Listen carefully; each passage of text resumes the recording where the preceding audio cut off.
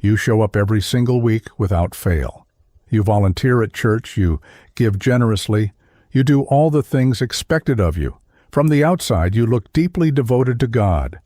People compliment your faithfulness, your commitment, your reliability. Your pastor probably knows your name, knows your service, but here's what's quietly happening underneath the surface. Maybe, and I say maybe because I'm not sure, part of the reason you keep serving isn't actually about love anymore. It might be fear.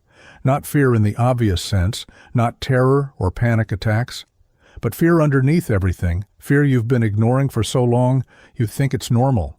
Fear of judgment, fear of disappointing God, fear of what happens if you stop, fear that if you rest, something bad will occur, fear that your value depends on your usefulness to the church, fear that God is primarily watching for your mistakes. This is the video for you if that resonates. Love serves others freely and generously, without keeping track or score.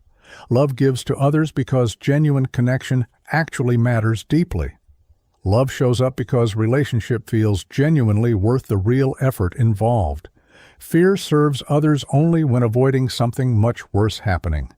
Fear gives to others to earn favor or avoid harsh punishment. Fear shows up because the alternative feels absolutely unbearable to consider. You can tell the difference by asking yourself one simple question. When you imagine stopping your service, what comes up first in your body? Is it relief that you could finally rest, or is it absolute terror? If it's relief, you're probably serving out of pure obligation and duty. If it's terror, if it's gut-level panic about what God might do, that's fear. Most people who grew up inside traditional church communities know this feeling. They've internalized the fear so completely it feels completely normal to them. They've confused fear with faith so thoroughly they can't tell them apart anymore. Maybe you grew up with a God who was primarily defined by judgment, a God who was always watching for mistakes and waiting to punish. The message was subtle. God will bless obedience and curse disobedience. Or explicit, God hates sin, and his wrath is terrible and swift. So you learned that service was about appeasement, not about love. Service meant keeping God from being angry with you personally. You learned to see your body, your time, your energy as currency. Currency you could exchange for God's approval and protection and blessing. Even now, even when you know better intellectually, this belief lingers. You catch yourself saying yes to church commitments out of pure fear. You hear yourself declining rest because God has been so good to me. You feel anxiety when you miss a service or skip volunteering. That underlying dread tells you something about what you actually believe. Or maybe a parent taught you that love was performance-based and conditional. Love arrived when you achieved, when you met expectations, when you succeeded.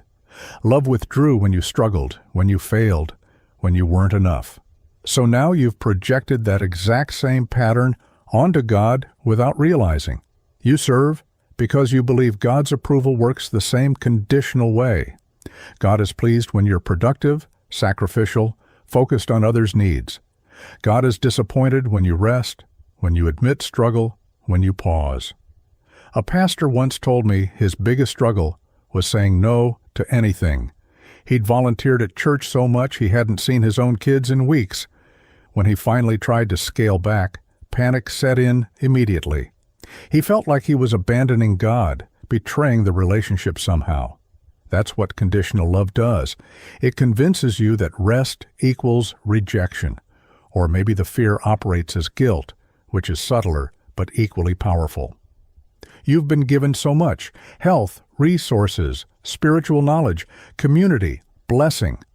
How could you possibly rest when people are suffering and need help? How could you take time for yourself when the kingdom needs workers? How could you set boundaries when God set none for his own sacrifice? So you serve out of gratitude that curdles into obligation and burnout. You give more than you can afford because withholding feels selfish and wrong. The problem is guilt never runs out, never gets satisfied, never resolves. There's always more work, always more people in need, always another reason. To give more, do more, sacrifice more of yourself away to nothing. So you never actually rest. You never actually replenish. You never actually stop. And the church, well-intentioned church, reinforces it by celebrating your sacrifice. Or maybe it's the deepest fear. If you stop, God will leave you. You learned early, either from faith or from life or from both, that love is conditional. Presence is earned, connection is fragile, relationships depend on constant performance. The moment you become unproductive or too demanding or too needy, people abandon. So you stay useful, stay necessary, stay in constant service mode to matter. You can't risk being seen as someone who needs instead of gives. You can't risk showing vulnerability because that might reveal your actual needs.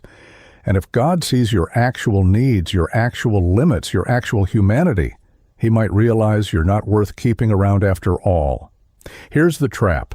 Fear-based service looks identical to love-based service from outside. Nobody can tell the difference by watching you volunteer or serve or give. Your pastor can't tell, your friends can't tell, maybe you can't tell.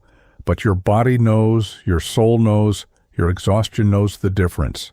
Fear-based service burns you out because fear doesn't sustain anything over time.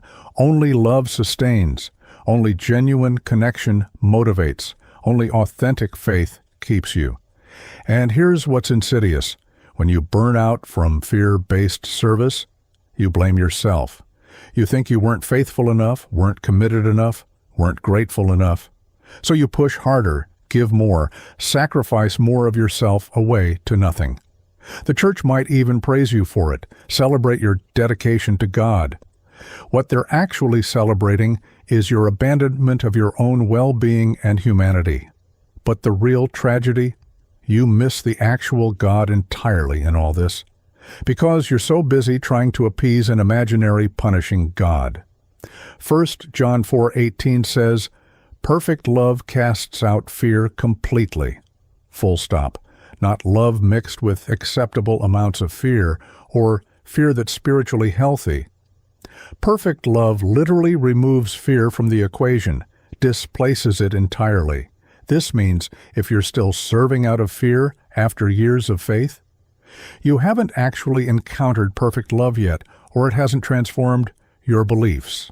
Here's the question. What if you stopped serving God out of obligation? What if you said no to one church commitment next week?